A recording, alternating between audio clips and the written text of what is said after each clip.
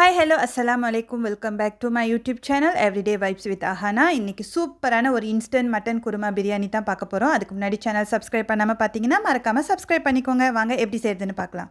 First பிரியாணிக்கான ஒரு மசாலா அரைச்சிடலாம். அதுக்கு ஒரு மிக்ஸி ஜாரில் கசகசா 2 டேபிள் ஸ்பூன், பாதாம் 10, முந்திரி 10, பச்சை மிளகாய் 5 பிளெண்ட் பண்ணி எடுத்துக்கோங்க. இப்போ ஒரு ப்ரெஷர் குக்கரில் 1.5 கிலோ மட்டன், அரை டீஸ்பூன் மஞ்சள் தூள், ginger garlic paste 2 tablespoon, கெட்டியான தயிர் 2 tablespoon, lemon juice 2 tablespoon, தேவையான அளவு உப்பு, அரை கப் தண்ணி, 3 பச்சை மிளகா, கொஞ்சமாக மல்லி புதினா சேர்த்து விசில் விட்டு இறைச்சி வேக வச்சு எடுத்துக்கோங்க.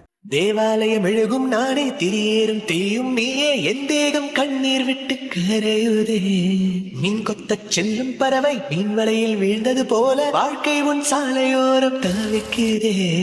மழையில் கழுவிய மணலிலே தொலைந்த காலடி நானடி, முகத்தை தொலைத்த என் வாழ்வுக்கு நிலைத்த முகவரி நீ அடி.